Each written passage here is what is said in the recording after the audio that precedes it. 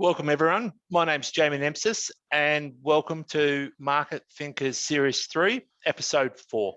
As per usual, I'm joined by my business partner, Drew Meredith. Morning, Drew. Hi, mate. And our guest today is Qiao Ma from Cooper's Investors. Hi, Qiao. Hello. This series is dedicated to the theme of retirement. As most people know, Drew and I run a Melbourne-based financial planning firm called Wattle Partners, and we specialise in retirement, so the theme fits incredibly well. The majority of our clients are post-60 and are in the last third of their life, and we've built a real niche in building portfolios and relationships with clients that are in this space. We think it takes a unique lens to look through building retirement portfolios and understanding them, and this series is all about exploring that further. Generally, what we say in retirement as a kind of a rule is we use a formula, and it's a simple one. Total return equals income plus growth. So throughout this series, what we've been talking about is either the income or the growth or the environment. And today is very much about the G, the growth. Wattle Partners portfolios are constructed in many ways, but one of the things that we want to do is obtain growth in retirement, not just income. And Drew and I and our Wattle portfolio has got two substantial overweights, and that is to global small cap companies and to Asian equities. So today, Qiao is going to talk about everything that her fund does and what Cooper's believes in, and demystify some of the white press or white noise that is happening about investing into Asia and especially China. So Drew, can you lead off with the introduction to the session? Thanks, Jamie. I thought, we're talking about retirement, so it's kind of difficult. It can be difficult to get the concept of getting growth in. So I probably wanted to start in a dark place and talk about why you need growth in a retirement portfolio, which is the fact that no one knows when they're going to die. If you knew when you were going to die, you could invest with certainty and know how long your capital need to last. But because we don't have that certainty, you need to ensure your capital is growing along with providing an income throughout your whole retirement. So the other flip side of that is an income approach in an environment where we're clearly going to see higher interest rates over the next 10, 15, 20, 30 years, not necessarily next year, just increases the importance of growing your capital and not just relying on an income that could be falling. So, well, retirement's long too, isn't it? Exactly. You don't know how long. It's not 10 years like it used to be, and you can draw down 1/10 and then die. Now it's 30, 35 years, 40 years. So exactly. And with predictions that inflation will go up as well, you need to be able to grow your capital base and the income and returns it's producing to keep up with that. So the only way we know to do that is to buy growing assets. Some people use property and some people do it through companies. In our view, as Jamie was saying, that one of the best regions to get that growth at the moment and probably over the next 10 or 20 years is Asia. So I think Jamie mentioned Qiao's portfolio manager of the Cooper Asia strategy. The group manages about 13 billion, is that right? Yeah. And maybe it's a good point to introduce yourself and a bit of background on your career, how you ended up in Melbourne from New tell York that story, multiple other places. It's fascinating. Thank you. Well, thank you for having me on the podcast. I really appreciate the opportunity, and hello again, everyone. My name is Qiao Ma, and I manage the Asian equities portfolio for Cooper Investors. Maybe let me take sort of a small step back and give you a little bit of the backstory of both me personally and how I come across Cooper Investors.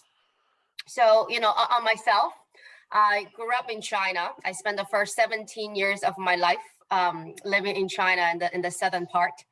And I moved over to the US for university and grad school and started off as an investment banker, first in New York, and then later on, over the past 15 years, all I have been doing is public equities investing. Started off my career in large hedge funds based out in New York, and quite quickly gravitated towards investing in Asia from a global funds perspective. And that's really relevant, I guess, in two ways. One is, I like to say that, I know what best in class look like in terms of management teams. And this really is to the core of what we do, is the quality of management teams. And I'll really elaborate a lot on that topic because that's our bread and butter. People, so you and Peter Cooper would get along really well then. Well, that's actually the absolute common bond and what draw me to Cooper Investors. And, I think it is very qualitative, but I actually believe that all of you, on the program would understand what I said. When you sit across from someone who's just very good at their jobs, and you sit across and sit in an organization, sit in the headquarters of a company with fantastic culture, when you just observe people's behavior, the energy, the way they treat each other, you can feel it in your bones. And that's really the X factor that we're looking for. And starting my career in New York, I knew what that feel like, meetings of the best in class US companies. And I would say 10 years ago, I probably can't hand on heart and say I can find 20 management teams in Asia that's as high quality as the ones in US or Europe. But today, across our own watch list, we found 100. And we're very confident in terms of people and culture and the integrity and the capability of these organizations.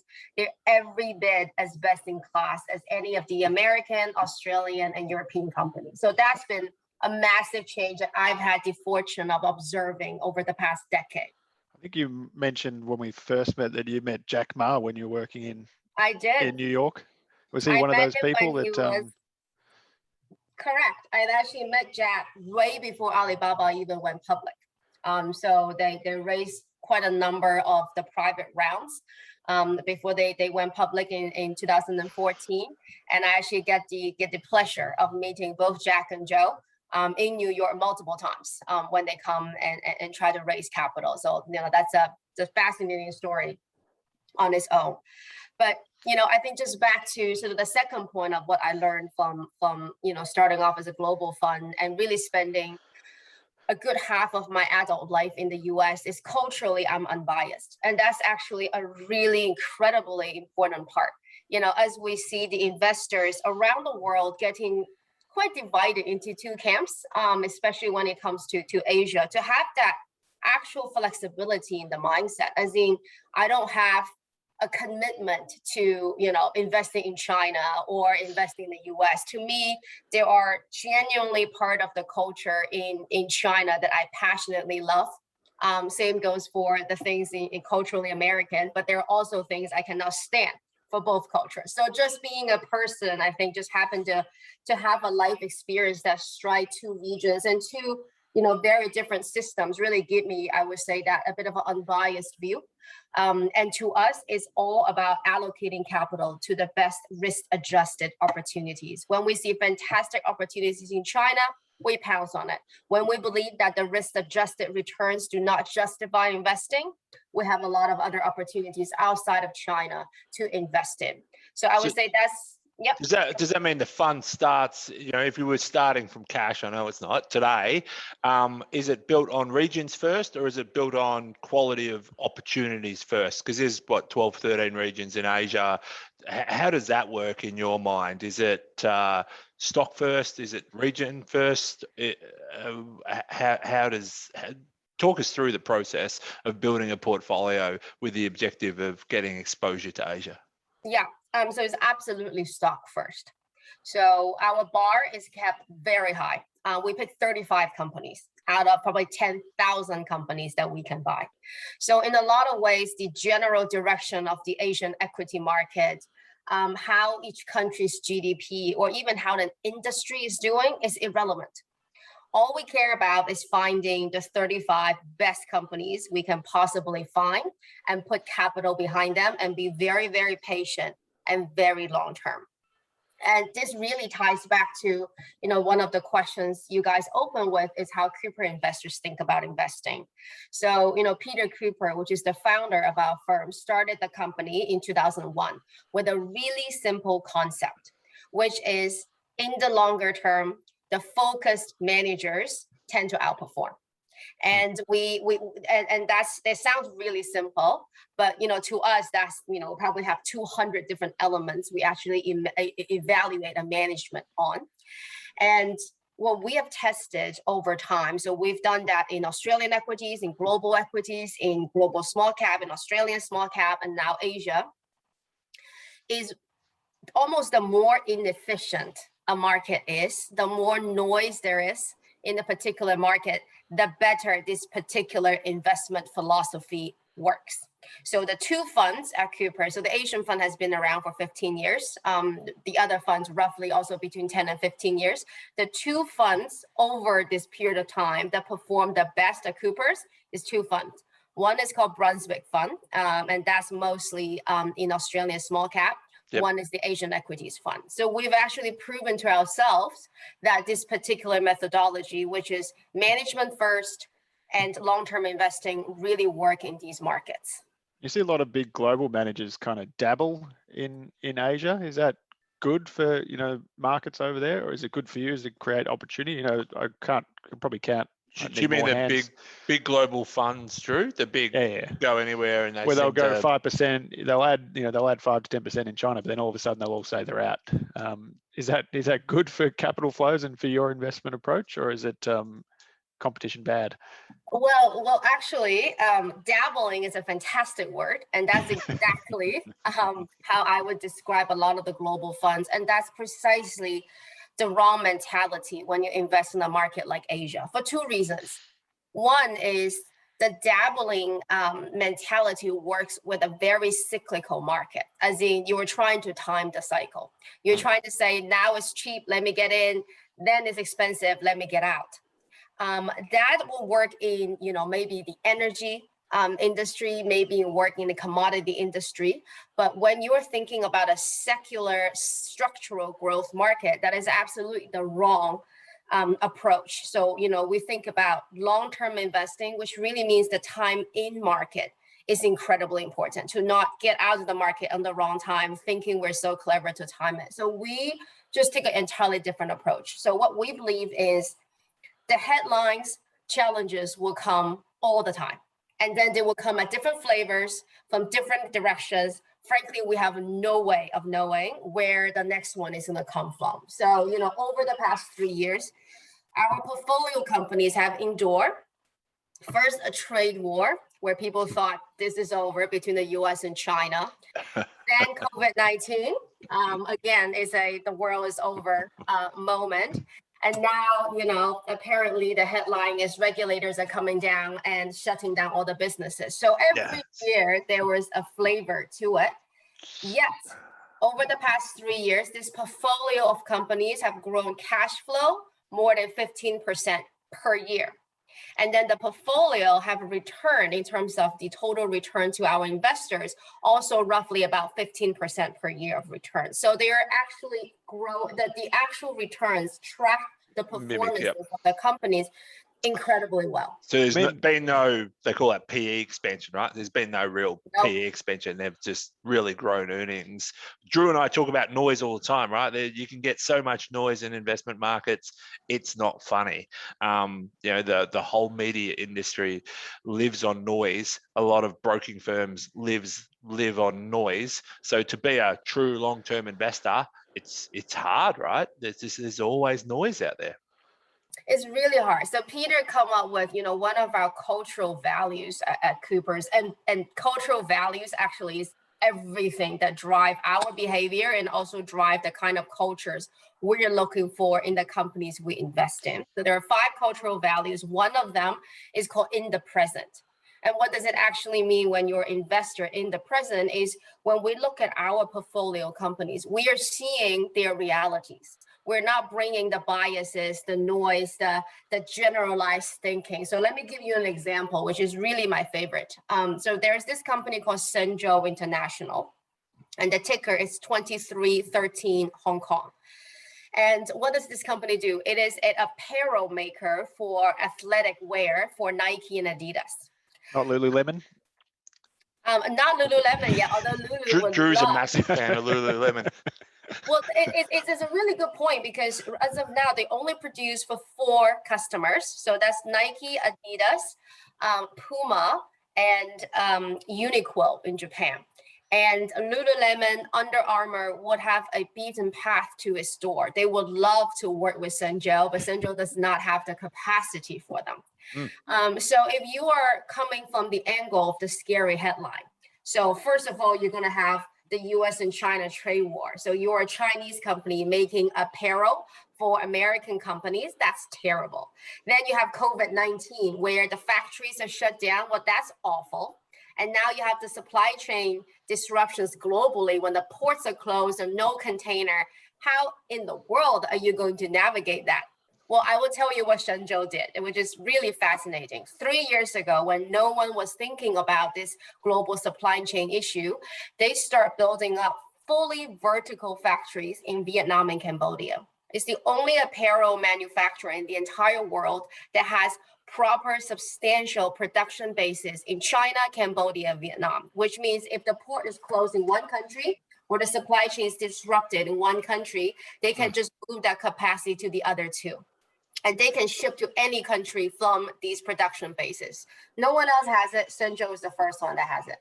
The second one is they are making sure their own operations is so digitized and use so much technology. And when we're thinking about cloth cutting, most of the factories are still using skilled labor to sort of cut it in a certain angle. For Shenzhou, it's all computerized, it's all module based.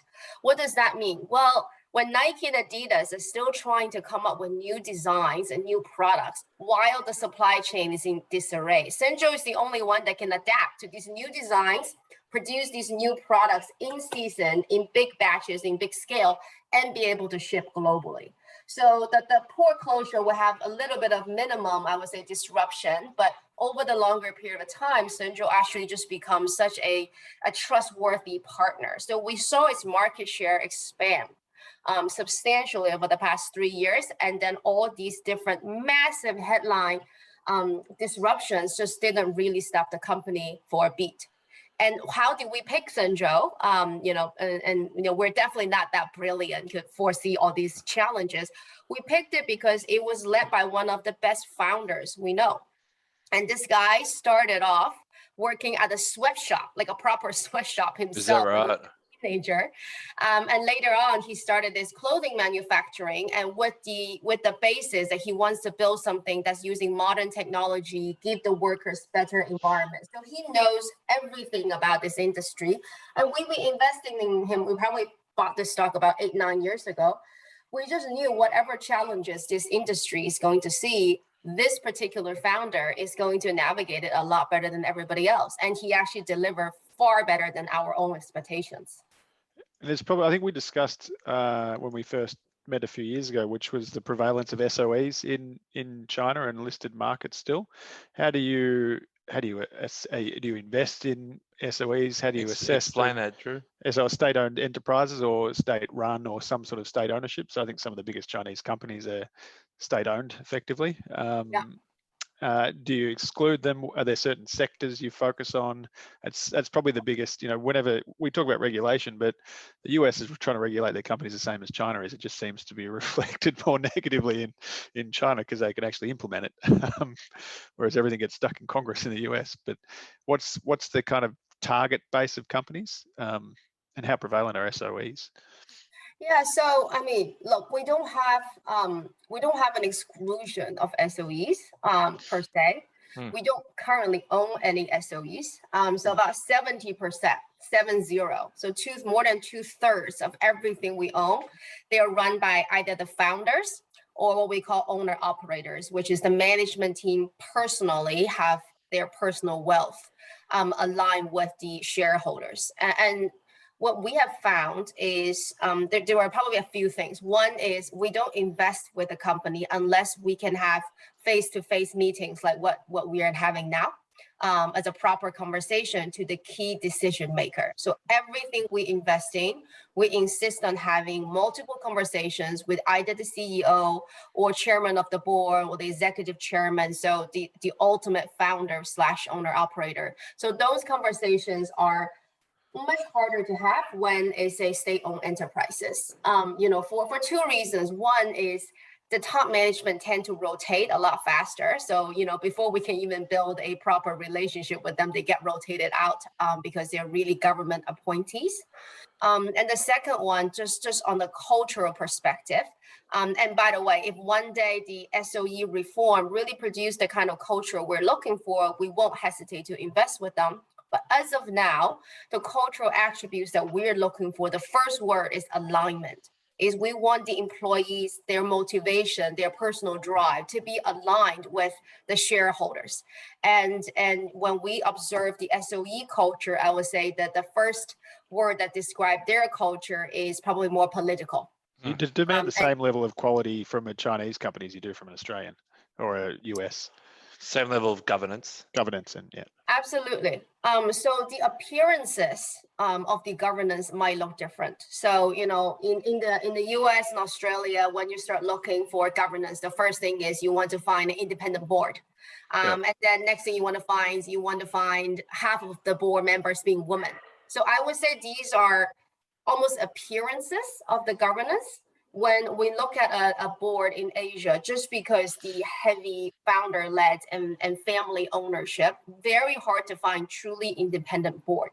That being said, it doesn't mean that the company's culture is Sure. dictatorial. It doesn't mean that the owner calls the shots. So what we love to see is very strong founder, his personality, the usual humble, open, progressive, become part of the organizational culture, but also a lot of great professional managers that sort of step in to the company and they bring in sort of the professionalism, the transparency, the integrity. So when we see a combination of the both for these two, then those will be some of the cultural attributes we really like.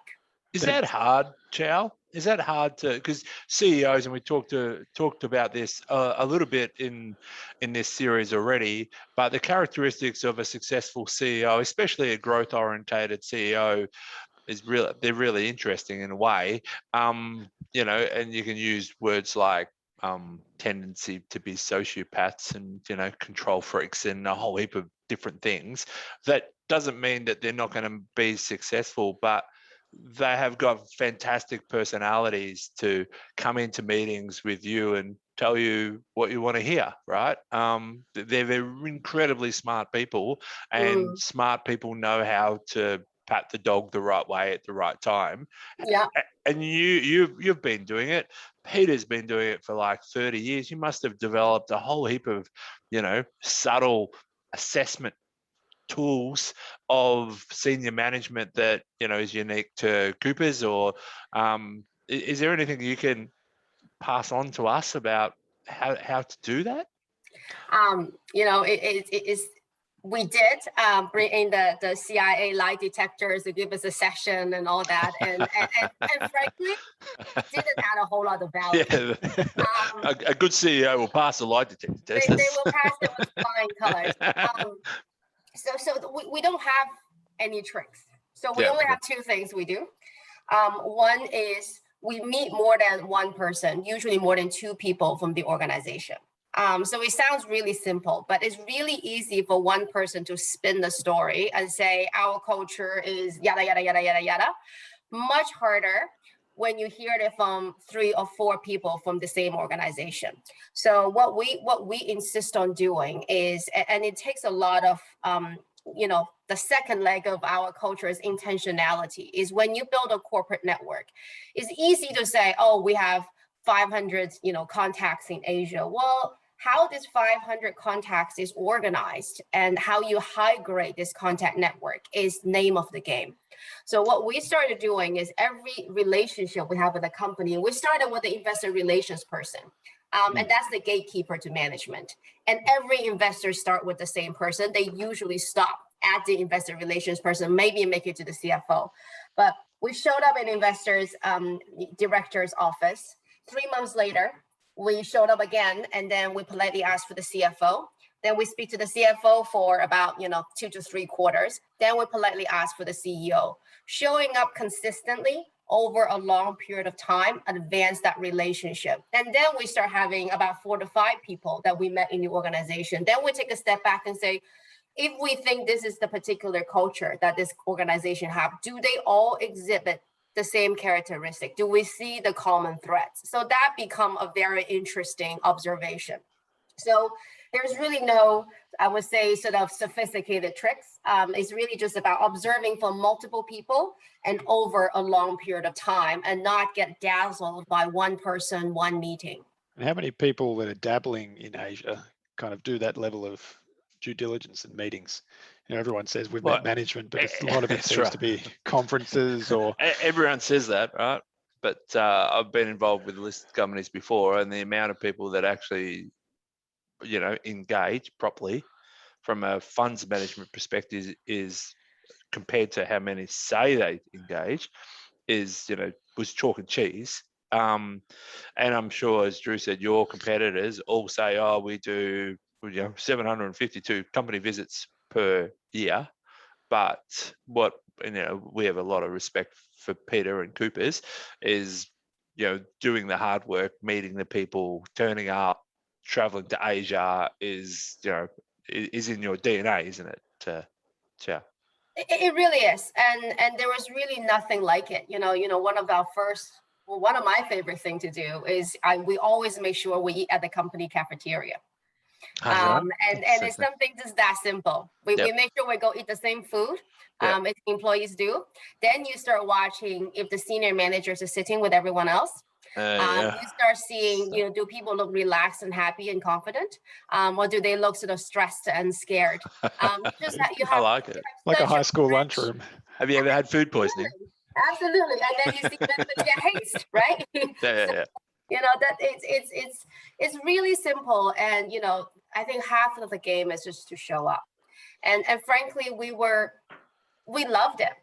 When global large managers start saying China is uninvestable, in our head, we just say, wow, first of all, that creates really inefficiencies in the market that, you know, we can definitely use for our investors. Secondly is, you know, whoever does the investor relations or CFO that's trying to get you a meeting with the CEO, you practically just shut the door, because which Asian CEO is going to meet with an investor who come from a firm that openly said, you know, we want to pull back from Asia, we don't want to invest anymore. So I think it's just about a long-term consistent commitment. And you know, if I have to say it, sometimes we are completely transparent. Authenticity, another cultural attribute. Sometimes even when we don't currently own the shares of a particular company, but we still showed up. We don't let our research work done just because we currently do not own this particular company. And management really appreciate that. They appreciate you taking the time and doing the hard work, even though you might not be a current shareholder. What about when you sell that stock, Qiao? If you go, okay, it's overvalued, or there's a hiccup coming up for the next 18 months and I don't want my clients to be exposed to that, do you keep revisiting even the stocks you sell, the management of them, if you think potentially you might invest again? Yeah, you do. Absolutely. So the way we think about research is quite different. So we have about 110 companies on what we call the level 1 watch list. And this is the 100 management team that I spoke about earlier that we think they're the best in class in their own industry. At any particular point in time, we own the 35 best ones out of this 110. But the research intensity on this 110 companies do not change just because we own the stock now versus, you know, we might consider owning it later. So it's still 4 times a year of interaction with management team with different management team members. So we're not going back to the same IR and speak to them 4 times. And it continues model update, refresh, continue the dialogue with management. And just to take a step further, even when we don't own a company, we actually do a lot of proactive engagement. Sometimes we will tell management very honestly why currently we do not own the stock or why we sell the stock. And you know, if this is a particular risk or this is a particular part of the governance structure that we would like to see that change, we also make it very compelling and very straightforward for them. Got a 2-pronged question for you. The first one is there anything you won't invest in? Are there sector? I know it's growth strategy. I know there. What won't you invest in, and where are you really targeting? Where's your portfolio kind of focused? Yeah. And for Asia, yeah. Yeah. So really simple answer is that we don't invest in things we don't understand. And it's a bit of a tongue-in-cheek, but that's generally, what we think. This is the great quote by Warren Buffett that I love. And he basically said, risks come from not knowing what you're doing. And we completely just believe in that particular credo. So about 80% of our fund invested just across about three, fairly deep sectors. And these are the best-in-class consumer brands. These are the technology, software, and hardware. And lastly, it's the private healthcare service providers. And almost all the research meetings we do, we really go deeper and deeper into these three verticals. In each verticals, we probably have 20 to 30 management teams that we think is very high quality. That could really be, the most credible channel checks on a regular basis. And to us, this is the only way of actually understanding what's happening on the ground. Is you don't just own a particular cluster of company. Every company we own, we also have about 5 or 6 peers that we know very, very well. So when something happens in a particular industry, we know. So, just go back to Shenzhou, which is a sportswear manufacturing. So sportswear is one of the brand that we really like. So what we end up doing work on is we know all the manufacturings on the upstream that's making the apparel. We know all the brands, the big ones in the world, both international and in Asia. So we're talking about Nike, Adidas. We're also talking about Li-Ning and Anta in China. And then we also do a lot of the work around the retailers that end up running a lot of these shops.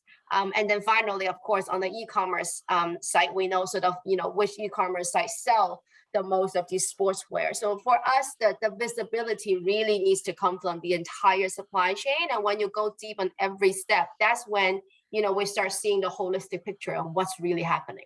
So you're not really touching commodity companies, steel mills, all these sort of sectors? No, we don't. Yeah. And the sectors you're focusing on, so they're very consumer focused. Is that all about the demographics and the kind of demographic tailwind, this middle class throughout all of Asia?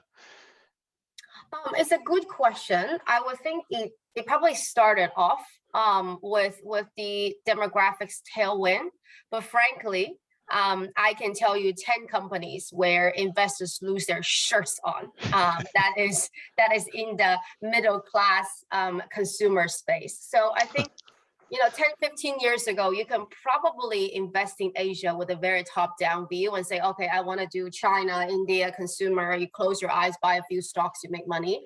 Those times are long gone.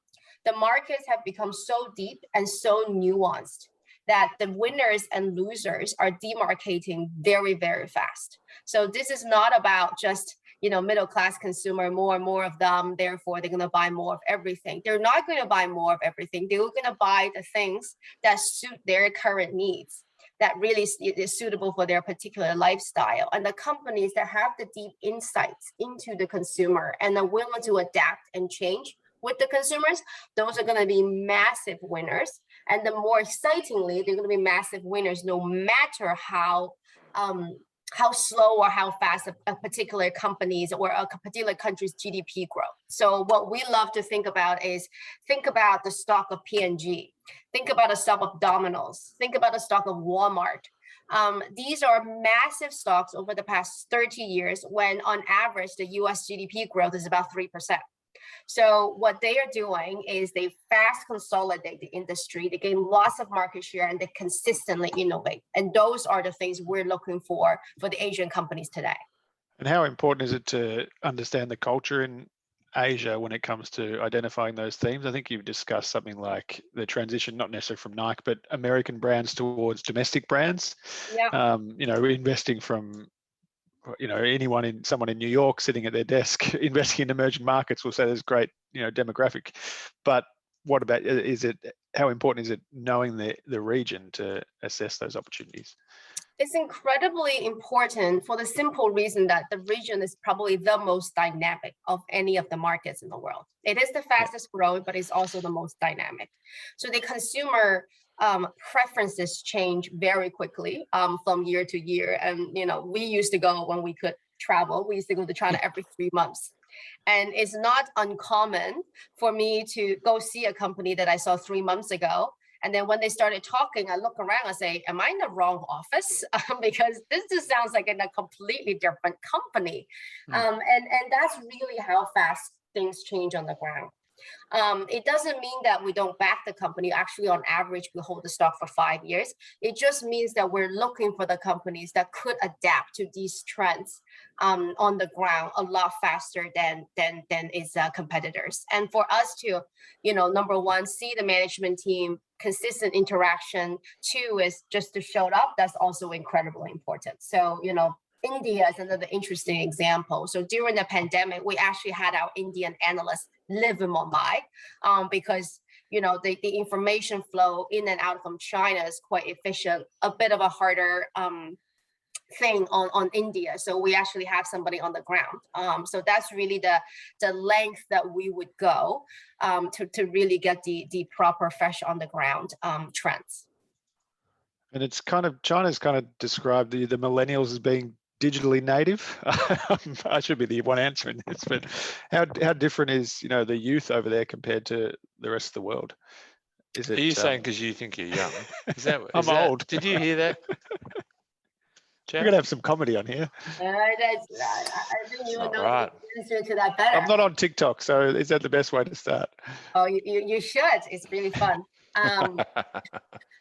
Young people is a really interesting topic. So we're developing a little bit of a cluster, what we call the Gen Z cluster within the portfolio. And it's definitely a different way of thinking and a different way of organizing as a company to really address the young consumer. So for example, the company, the one of the common characteristics of this company in this little Gen Z cluster is on average, the average age of their employees is below 30 years old.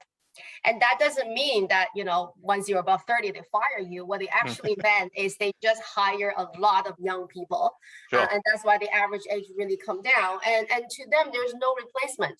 There's no replacement to have a young team that to understand a young consumer. So sure. I think that is really, really on the people and culture front, what's really interesting. What young people really want globally is actually quite consistent. And they want short videos. They like video games. They want brands that are sustainable, and they want the materials to be ethically sourced. That's actually really, really consistent. Nice summary. Across the world. And as investors, you have to respect that, and you have to understand this is where the world is going. So the debate on if ESG matter, that's over. If you just look at any 20-year-olds today, you understand that's where the world is going. Better get on board. So the days of, saying, I want to find the afterpay of China are kind of long gone. It's not just find something that worked in the US and find the comparison over there. It's a lot more on the ground. And it's a lot more nuanced. And that really come back to, the whole in the moment, be present, cultural value is when we look at a company, it's almost the lazy way is to say, oh, this is the so-and-so of China. This is the Baidu, or this is the of China, this is the Facebook of India. Well, that's a lazy way to explain it. That is very lazy and quite generalized. What we have observed is just because Google worked in the US doesn't mean Baidu works in China. Just because eBay didn't quite make it in the US doesn't mean that they won't make it in India. So, to us, it's all about looking at the realities of the companies, looking at the proper context and observe the consumers.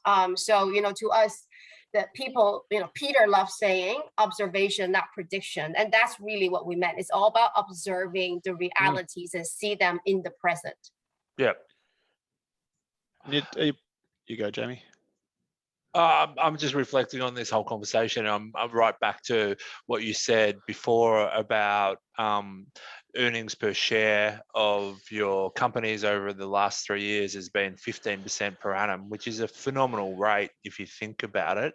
Do you think that that's what Asia, for our clients, is that what Asia represents? This ability to grow for the next 10 years at a compounded rate with a select group of investments or stocks, which is different to what potentially they hold elsewhere in their portfolio? And 2 or 3 times the global economy, it sounds like, too. It certainly is part of it. I would say this is a region where you can still, if you pick the good companies, not generalize for everything, but if you pick the right management team and the right companies, you can still sort of get that 15%, cash flow growth in the next 5 years quite sustainably, and you're paying a multiple that's below 30 times on average. So across you're not paying way up for it. We are paying 20-something times for this group of earnings growth. So that's the one element that's really exciting. The second one, which is sort of probably not talked about enough, is, at some point in the next 10 years, a lot of these companies will become dividend cash flow machines. So, if you think about the earnings growth at about 15%, sure. the actual return on capital for a lot of these companies is north of 20%. Yep. That's why they keep plowing the capital back to the business, because they're generating incredibly high returns. But at some point, when the market mature, when the business mature, that incremental return will come down. And the fantastic thing about a founder-led business is that the founder is the majority shareholder. So always back self-interest, Qiao. Always back self-interest. Absolutely. But once that founder starts seeing the return on my incremental capital drops off, he's the first one that put up his hand and say, let's increase the dividend payout. So we actually think a lot of these companies, once they enter sort of the mature stage, are going to be machines for cash flow and dividend. Is there many female, you used the word he before, is there many female-led organizations in Asia? Is that, we hear of diversity on board, and or lack of, yeah. But did you find women-led businesses, especially in that younger in Asia, and do you see them through a different lens or the same type of lens as you would a traditional male founder? Yeah, so it's an interesting question, and we do, to answer your question, we do have female-led businesses, and even in businesses where there are still the founder is male. I almost think every single one of our business have a female who's probably top 3 in the senior management, the Sheryl Sandberg sort of equivalent of these companies. And Asia is quite different.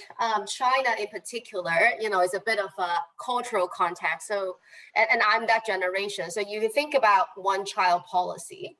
That started in the late 70s, early 80s, which is the people that's in between their 30s and 40s today in China, the newer generation of management. The family only has one chance, which is, one child. And the educational resources are really poured into this generation of girls because there is no other choice. Sure.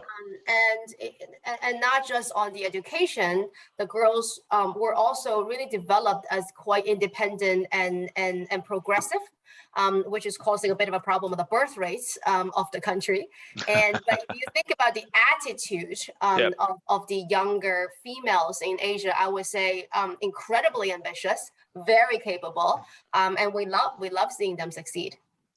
Every time we talk about an Asia fund, or every time an Asian fund is mentioned, the conversation goes straight to China. Tell us about a region that our listeners probably don't know much about, and something that excites you in terms of what's happening there or businesses there, rather than China. India.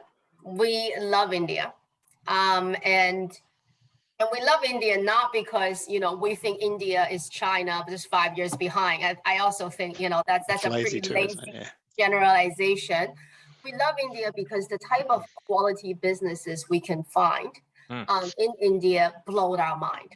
And it's just in terms of the capability, the transparency, the long tenure, the track record, the entrepreneurial drive of the Indian management teams, we absolutely love it. We also say we follow the people. So there was a lot of people exchange, which means sort of Indian and China as well.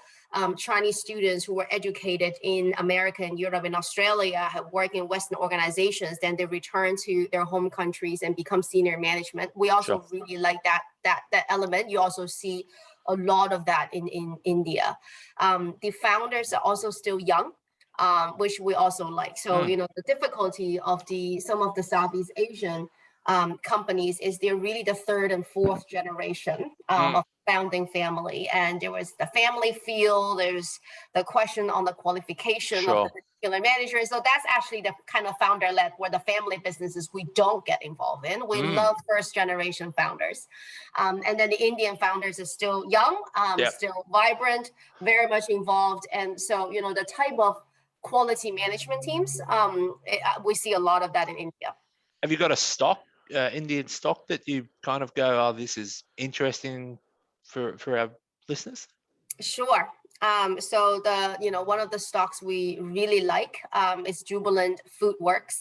And this is the master franchisee for Domino's Pizza in India. Oh, really? Okay. And then if you think about, if I just give you sort of a quick comparison of how underpenetrated the what we call the quick service restaurant, the QSR, which is really just a fast food, casual food chain. Yep. So Domino's in India is by far the biggest chain, and in the country of call it 1.5 billion people, it has 1,200 stores. That's it. KFC in China has 8,000. And counting. So it just shows you the incredible lack of food that is sort of organized, that's clean, that's a high standard of hygiene. Founder-led, as in the brothers founded the business, brought in a professional management team from Hindustan Unilever, which is by far the best consumer company in India. So fantastic track record on the management team, long tenure, everything. They are following a lot of the sort of McDonald's and KFC footstep into going digital. So digital capabilities, best in class, delivery, big part of the business. And now the exciting part is they're taking what they learned running Domino's and into 3 or 4 smaller brands. And we actually think this is going to be not a Domino's company, it's going to be sort of a portfolio of brands and really become what they call a food tech company. Yeah, fabulous. We probably have to ask the question around regulation, and crackdown is used a lot. The more you kind of read, it seems not as surprising when it occurs. Timing seems surprising, but the areas that have been targeted by governments, is that something that concerns you? You see opportunity in it, or just, as you said before, requires more understanding of what's going on in the region? Absolutely. So we spend a lot of time thinking about regulation. So I would say, broadly, the first thing we say is we think it's a cyclical, not a structural changes. And what we actually mean is, regulations really ebb and flow for every industry. So it's impossible to find an industry where there's no regulatory impact. The important thing is to understand why the ebbs and flow happen. So, the headlines are really around the regulation changes in the technology industry in China. But if you actually look at the realities of it, before this round of regulation is the Great Wild West. There was no anti-monopoly regulation. So, a company with a market share of 40% could freely merge with another company with a market share of 45%. And together they become practically a monopoly. No regulatory approval is even needed. The minority internet users protection, because the young people are so digitally native. And by the way, Facebook and Instagram is being grilled by Congress as we speak for every day. It's absolutely. So all these things now have been clearly regulated. So there are 4 areas So, the regulations are actually quite consistently targeting. One is the protection of the gig workers, so delivery workers, Uber drivers, they're contractors, not employees, but their rights still needs to be protected. There was the anti-monopoly. You cannot be anti-competitive in your practices. There was the protection of minor and internet users, what they can and cannot do. And then finally is the protection of user privacy. To put plainly, this is really to say, just because you give your information to one app doesn't mean that they can bombard you with 5 different apps and transfer your information that way. We would argue all these regulations are probably long overdue. Sure. The pace that you come out, like Drew, alluded to, and the decisiveness, how that was come out, definitely rocked the market. Who, have all these sensational headlines. But if you look under the hood, we actually think all these regulations are probably much needed. The second one is, and go back to the best-in-class management team angle. Not all companies are positioned the same just because there was an industry-wide regulation. What we meant is the best positioned companies, which in this case, we think Tencent is one of the best positioned ones. Their corporate culture of humility, flying under the radar, of not making a lot of noises, keeping their head down, has really served them well when there was a lot of regulatory noise. The second one is, if you watch what Tencent is doing, they don't advertise it, they don't talk about it publicly, but it's fantastic to see how they've really galvanized their international business. So as of now, as we speak, half of all Tencent's incremental revenue growth is coming from the international businesses. I mean, that's how significant it's really become. For our listeners, fortnights in there, isn't there? For our listeners, do you want to just give a quick summation of what Tencent is? Sure. So it started off as a social network, so similar to Facebook, but all on the mobile.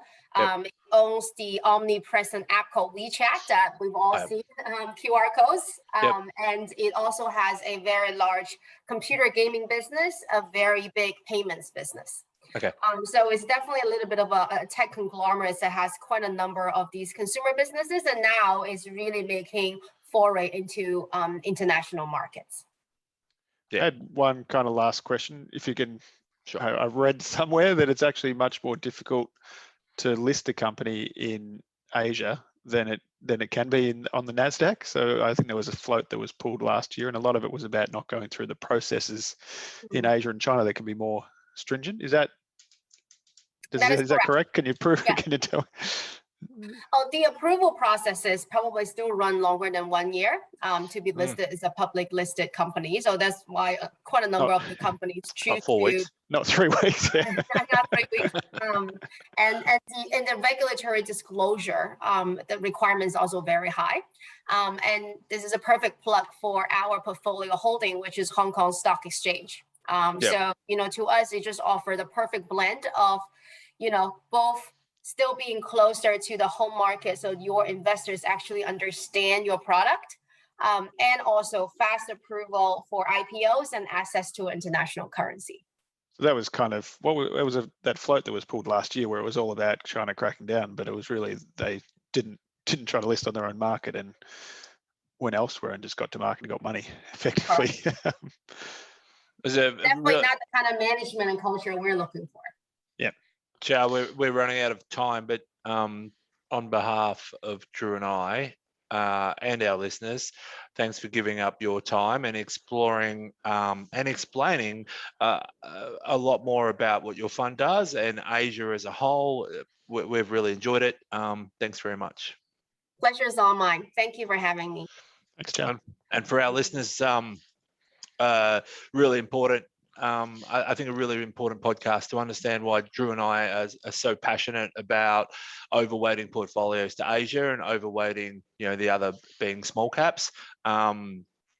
So that has stood our portfolios in great stead historically, and I think it will make sure that that we can drive the G side of a portfolio over the next 10 years. So thanks everyone. See you next time. Cheers.